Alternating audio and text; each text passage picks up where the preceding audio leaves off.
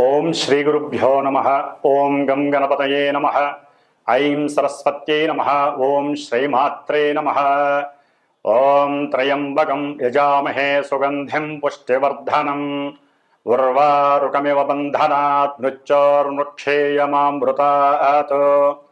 ఓం నీలాంజన సమాభాసం రవిపుత్రం యమాగ్రజం ఛాయామార్తాండ సంభూతం తం నమామి శనైశ్చరం. ఓం శనైశ్చరాయ నమః. మనకి ఈ సంవత్సరం 2025వ సంవత్సరంలో మార్చి 30వ తేదీ చాలా విశేషప్రదమైనటువంటిది.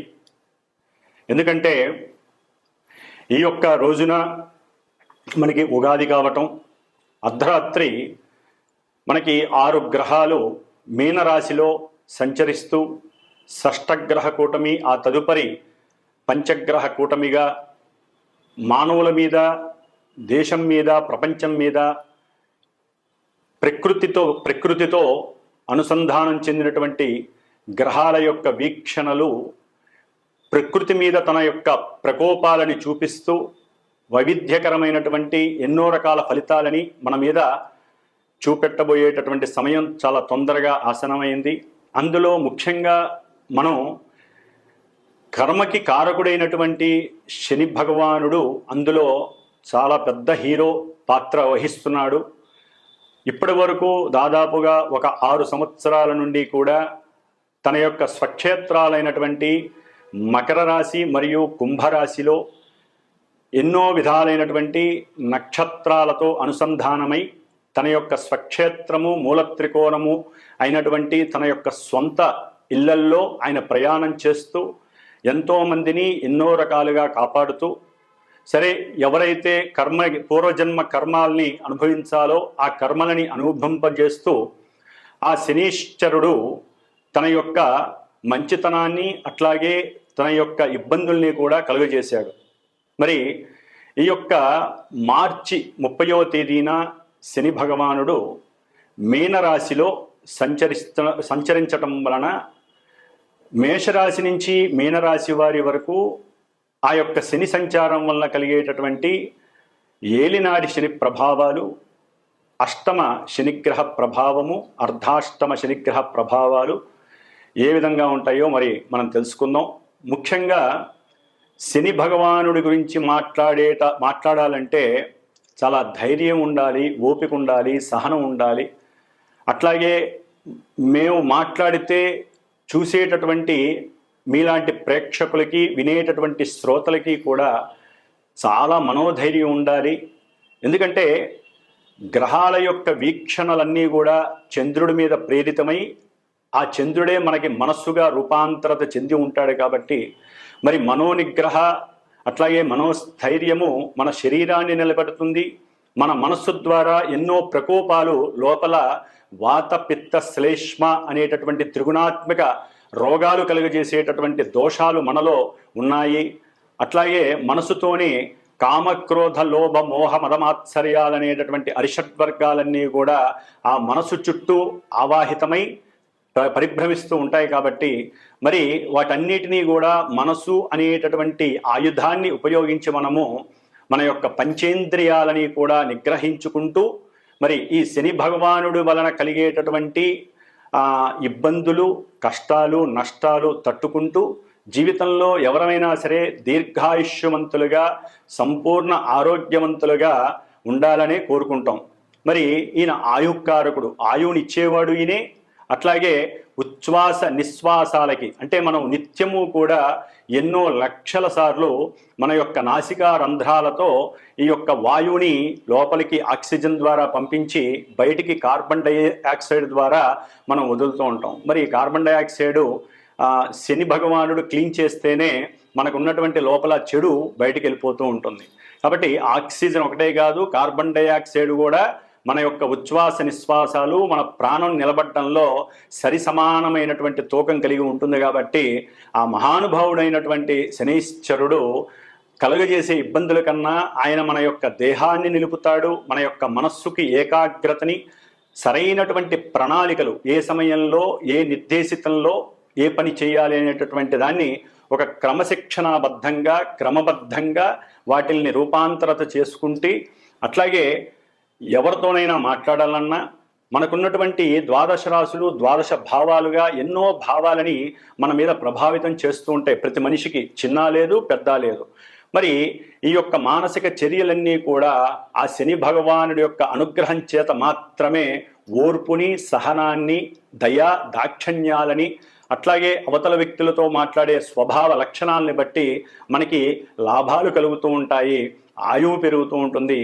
ముందు ముఖ్యంగా ఈ శనిచరుడు మనసు మీద ప్రభావితం చేస్తూ ఉంటాడు. అంటే తను ఉన్నటువంటి నక్షత్రాల పరంగా ఎప్పుడూ కూడా ఏ గ్రహమైనా సరే తనంతట తాను ఏ రకమైనటువంటి ఫలితాలను ఇవ్వజాలదు అని శాస్త్ర ప్రమాణం. ముఖ్యంగా శని మహానుభావుడు మరి మీనరాశిలో పూర్వాభాద్ర నక్షత్రం 4వ పాదంలో ఈ యొక్క మార్చి 30వ తేదీ నుండి తన యొక్క చారణ సలుపుతూ మరి అందులో ఏప్రిల్ 27వ తారీఖు వరకు కూడా అదే నక్షత్రంలో తన యొక్క ప్రభావాన్ని చూపిస్తూ ఉంటాడు. ఆ తదుపరి ఈ శని భగవానుడు జూలై 13వ తేదీన శని భగవానుడు తన యొక్క సొంత నక్షత్రమైనటువంటి ఉత్తరాభాద్ర నక్షత్రంలో ప్రవేశించి ఆ తదుపరి అక్టోబర్ 5వ తేదీన మీనరాశిలోనే పూర్వాభాద్ర నక్షత్రంలో వక్రగతిని ఆల్రెడీ శనీశ్వరుడు జూలైలో ప్రారంభం చేసి మళ్ళీ నక్షత్రపరంగా అక్టోబర్ 5వ తేదీన పూర్వాభాద్ర నక్షత్రంలో వక్రగతిని పొందుతాడు. మరి ఈయన మీనరాశిలో మరి రుజుమార్గం అంటే స్ట్రైట్ వేలో ఎప్పుడు వస్తాడంటే నవంబర్ 28 వరకు. మొత్తం మీద ఈ యొక్క శని భగవానుడు మీనరాశిలో ఉండటమే మన యొక్క కర్మలన్నీ నివృత్తి చేసేటటువంటి పరిస్థితి మనకు కలిగిస్తున్నాడు. పూర్వజన్మల్లో మిగిలి ఉన్నటువంటి పుణ్యాన్ని ఈ జన్మలో మనము దేవతా ప్రతిష్టల ద్వారా కానీ లేకపోతే ఆయన జలరాశిలో ప్రవేశిస్తున్నాడు కాబట్టి నదులు, బావులు ఇలాంటివి తవ్వటం ద్వారా కానీ, నదుల యొక్క అనుసంధానం చేయటం ద్వారా కానీ, అంటే కొంతమంది కీర్తివంతులైనటువంటి ప్రజానాయకులు ఉంటారు, పెద్ద పెద్ద గొప్పవాళ్ళు, వాళ్ళు ఈ విధంగా నదులు, చెరువులు వీటిని గనక కాపాడినట్లయితే శని భగవానుడి యొక్క ఆగ్రహం బదులు అనుగ్రహం కలుగుతుంది. అట్లాగే ఈ శని భగవానుడు మీనరాశిలో ఈ నక్షత్రాలలో అంటే పూర్వాభాద్ర నక్షత్రం, ఉత్తరాభాద్ర నక్షత్రం, ఆ తదుపరి రేవతి నక్షత్రం 3 నక్షత్రాలలో పరిభ్రమించడం వలన రకరకాలైనటువంటి దివ్యకరమైనటువంటి శుభాలు అశుభాలు కలిగే పరిస్థితులు ఉంటాయి. అట్లాగే ఈ యొక్క శని భగవానుడు మరి 30వ తేదీన మనకి మీనరాశిలో ప్రభావితం అవటం ద్వారా ఏ రకమైనటువంటి ఏ రాశుల వారికి ఏ రకమైనటువంటి ప్రభావాల్ని సూచిస్తాడనేది తెలుసుకోవడం. అట్లాగే ఈ శని భగవానుడు ఇప్పటి వరకు 30వ తారీఖు వరకు కూడా కొన్ని రాశుల వారికి ఏలినాటి అష్టమ అర్ధాష్టమ శని రూపాలతో వారిని ఎన్నో రకాల ఇబ్బందులు, కొన్ని మంచి చేసినటువంటి పరిస్థితి. ఇప్పుడు ట్రాక్ అనేది మారుతోంది, అంటే మీనరాశిలోకి మారుతున్నాడు. అంటే కొన్ని రాశుల వారికి ఈ యొక్క ప్రభావాలు తగ్గి కర్మ ప్రారంధాల నుంచి నివృత్తి జరిగి మరికొన్ని రాశుల వారికి ఈ యొక్క శనిగ్రహ ప్రభావం చేత మనకి కర్మని అనుభవించేటటువంటి మంచి శుభకరమైనటువంటి పరిస్థితులు కనిపిస్తున్నాయి. ముఖ్యంగా పూర్వజన్మ కర్మస్థితుల్ని ఈ జన్మలో పరిపూర్ణంగా అనుభవింపజేసేటటువంటి వాడు శని మహానుభావుడు.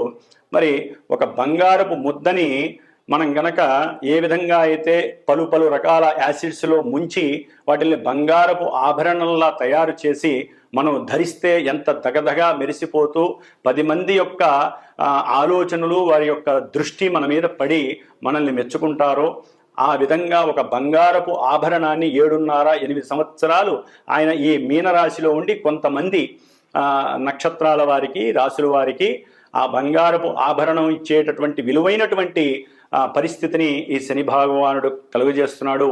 కాబట్టి ఆ రాశుల వారు తగినట్టుగా రెడీగా ఉండండి. ముఖ్యంగా ఆయన తయారు చేసేటప్పుడు ఎన్నో రకాలైనటువంటి శారీరకమైనటువంటి సమస్యలు, మానసికమైనటువంటి దుర్యోగాలు, అట్లాగే ఇంకా ఎన్నో రకాల ప్రమాదాలు, కష్టాలు అన్నీ ఇస్తూ ఉంటాడు. కాబట్టి ఈ 7.5 సంవత్సరాలు ఆయన ఒకే విధమైనటువంటి ప్రక్రియలు చేయడు. 2.5 సంవత్సరాలు ముందు వెనక మధ్యలో రకరకాలైనటువంటి పరిస్థితుల్ని మానవుల మీద ప్రభావితం చేస్తూ ఉంటాడు. కాబట్టి ఆయన్ని శనీశ్వరుని ఉపశమించడం కోసం ఆయన యొక్క శాంతి మంత్రాలని బ్రాహ్మణుల చేత ఆయనకి సంబంధించినటువంటి వేద మంత్రాలతో ఘోషని గనక మనం జలరూపకంగా జపాలు తర్పణాలు చేసి శనిగ్రహ హోమాలు చేసి అట్లయితే గనక ఆ శనీశ్వరుడు చేసేటటువంటి విన్యాసాలు మన మీద తగ్గి ఆయన యొక్క ప్రకోపాన్ని ఆగ్రహాన్ని మన మీద పడకుండా మన వరకు మనం అడ్డుతెర కట్టుకోవడానికి ఈ బ్రాహ్మణుల చేత చేయించేటటువంటి జప తపాలు దానాలు హోమాదులు కూడా చాలా చాలా పలు విధాలైనటువంటి పరిస్థితుల నుంచి మనకి ఇబ్బంది లేకుండా ఉపశమింపజేస్తాయి. కాబట్టి శని భగవానుడిని మార్చి నుంచి కొంతమంది రాసులు కొన్ని రాసుల వారు నక్షత్రాల వారు ఆరాధించుకోవటం ద్వారా చాలా విశేషమైన ఫలితం ఉంటుంది. ముఖ్యంగా శని భగవానుడు ఓన్లీ ఈ రాసుల వారికే కాదండి, మిగతా రాసుల వారికి ఆయన ఏ ఏ భావాల్లో అంటే ఏ భావాలలో ఉన్నా కూడా రకరకాలైనటువంటి సమస్యల్ని కలుగు చేస్తాడు.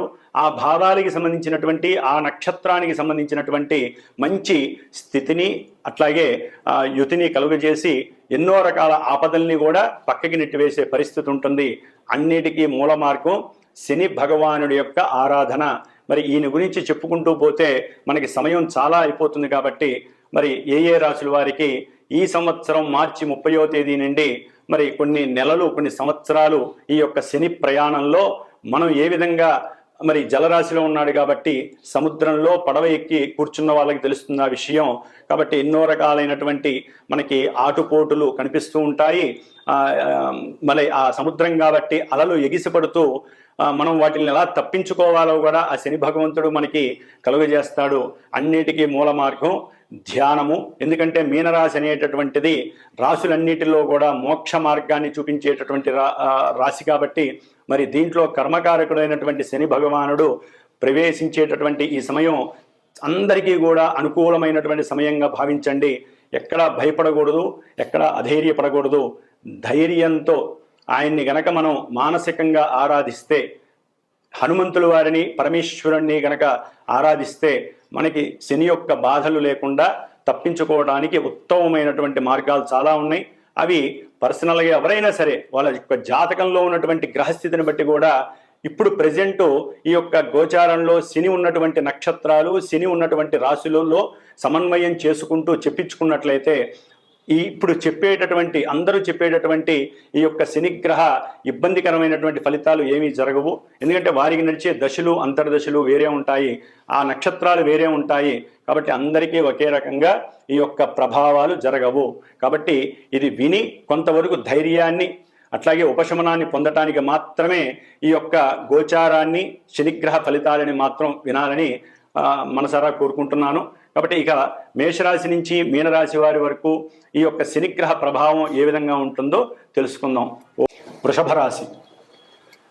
రాశి వారికి మార్చి 30వ తేదీ నుండి దాదాపుగా ఒక 2.5-3 సంవత్సరాలు శని భగవానుడు ఉన్నతమైనటువంటి ఔన్నత్యాన్ని అధికార యోగ్యాలని రాజకీయ రంగంలో ఉన్నటువంటి వారికి ఉన్నతమైనటువంటి పదవులని ఇప్పటి వరకు వెయిట్ చేస్తున్నటువంటి అంటే అధికారం కోసం రాజకీయ రంగంలో ఎన్నో సంవత్సరాలుగా దీర్ఘకాలికంగా వాళ్ళు ఎన్నో సంవత్సరాలు బట్టి శ్రమ పడుతూ ఉంటారు. మరి శని భగవానుడు కర్మని అనుభవింపజేయటంలో ముందుంటాడు. ఎన్నో సంవత్సరాలు వారు ఎన్నో తిరిగి ఉంటారు. వాళ్ళందరికీ కూడా యోగ్యకరమైనటువంటి కాలంగా భావించవచ్చు.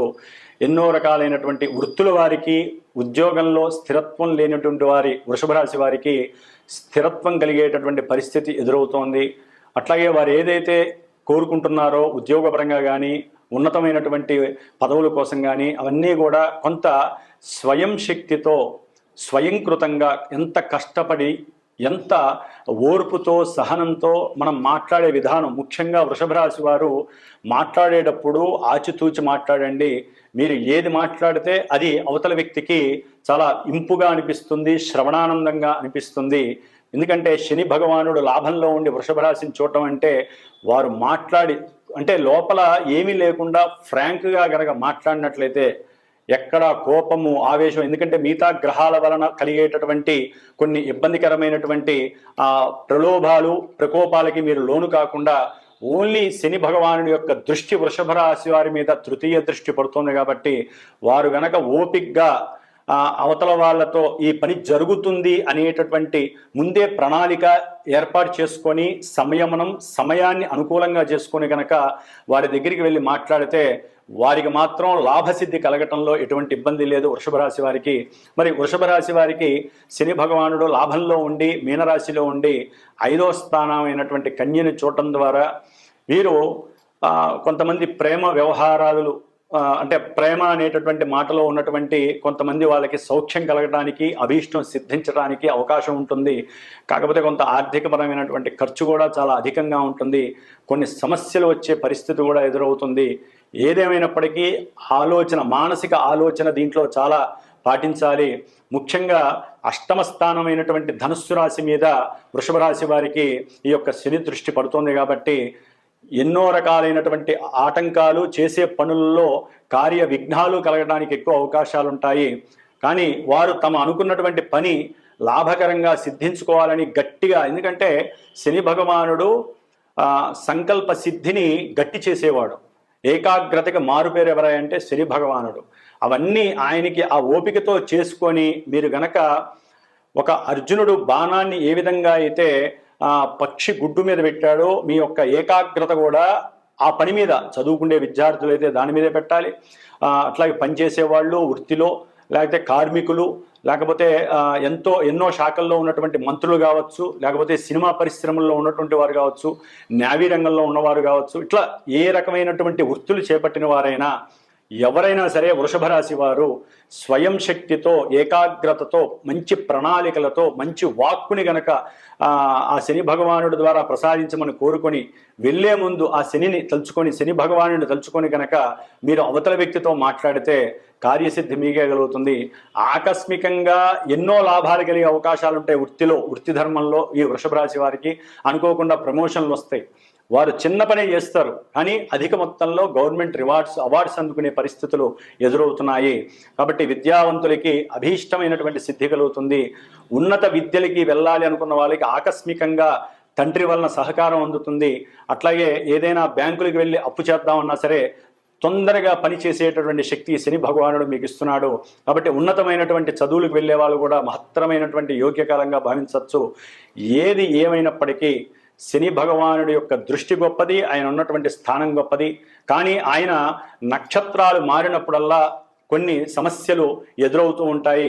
వారి జాతకంలో ఉన్నటువంటి పరిస్థితుల వలన కూడా ఒక్కోసారి ఈ చెప్పినటువంటి లాభాలన్నీ నష్టాలుగా కూడా అయ్యే పరిస్థితులు ఉంటాయి. కాబట్టి ఏదైనా సరే మూఢనమ్మకంతో లేకపోతే ఏదో గుడ్డితనంతో వెళ్ళకూడదు. చాలా సాధకుడిలాగా పనిచేయాలి. ఒక పని చేసేటప్పుడు ముందు ప్రశాంతమైనటువంటి చిత్తతతో, అంటే మనసుని ఏకాగ్రతతో చేసి ప్రశాంతంగా కూర్చొని, ఎందుకంటే శని భగవానుడు యోగాభ్యాసానికి గురువు.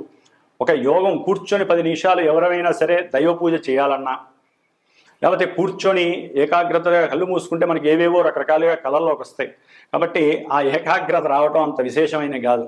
అందుకని ఎవరైనా ఒక పనికి వెళుతున్నా, ప్రయాణానికి వెళుతున్నా, ఎవరితో అయినా మాట్లాడాలనుకున్నా ఏకాగ్రతమైనటువంటి చిత్తంతో కూర్చొని ఆ శని భగవానుని గనక ఓం శనైశ్చరాయ నమః అని మనసులో ఒక 19 సార్లు అయినా సరే అనుకొని ఆయన ఆజ్ఞా అనుగ్రహం పొందితే గనక అభీష్టం మీదనే చెప్పుకోవచ్చు. ఏదేమైనప్పటికీ వృషభ రాశి వారు చాలా అదృష్టవంత కూడా ఈ 2 సంవత్సరాలు 3 సంవత్సరాలు అనుభవించే యోగం కలుగుతుందని చెప్పచ్చు. విశేషమైనటువంటి బంగారపు ఆభరణాలు కలుగుతారు. ముఖ్యంగా ఈ గనులు, లేకపోతే రాజకీయ నాయకులు, అట్లాగే లాయర్లు, లేకపోతే డాక్టర్ వృత్తి వాళ్ళు, వైద్యాలయాలకు సంబంధించినటువంటి సిబ్బంది, శ్రామికులు ఎవరైతే వైద్యాలయాల్లో పనిచేస్తూ ఉంటారో ఆ శ్రామికులకి ఉన్నతమైనటువంటి పోస్టులు వస్తాయి. నర్సులు కూడా ఉన్నతమైనటువంటి చదువులు చదివి వేరే దేశాలలో ఆ నర్సులు కూడా పెద్ద పెద్ద డాక్టర్లు అయ్యేటటువంటి పరిస్థితులు, డాక్టరేట్లు, ఇట్లా ఎన్నో రకాలైనటువంటి లాభాలు ఈ వృషభ రాశి వారికి చక్కగా కనిపిస్తున్నాయి. ఏదేమైనప్పటికీ వృషభ రాశి వారు లక్ష్మీదేవి అనుగ్రహాన్ని పొందాలంటే నిత్యము వారు లక్ష్మీదేవి స్తుతి చేయండి. శనీశ్వరుడు లాభం ఇస్తున్నాడు కదా అని చెప్పి వదిలేయకుండా ప్రతి నిత్యము ఆ లాభము దినదిన వృద్ధి జరగటానికి శనీశ్వరుని యొక్క మంత్రాలక్కర్లేదు కానీ శనీశ్వరుని యొక్క శ్లోకాలు, స్తోత్రాలు చదవండి. లేదా అట్లీస్ట్ ఓం శనైశ్చరాయ నమః అనేటటువంటి మంత్రాన్ని మనస్ఫూర్తిగా మీరు కనుక చదువుకున్నట్లయితే వీరికి అన్ని రకాలుగా వృద్ధి కలుగుతుంది, మానసికంగా ప్రశాంతంగా ఉంటారు. అది ఉంటే అన్ని పనులు సద్వినియోగం జరుగుతాయి. ఓం శ్రీమాత్రే నమః.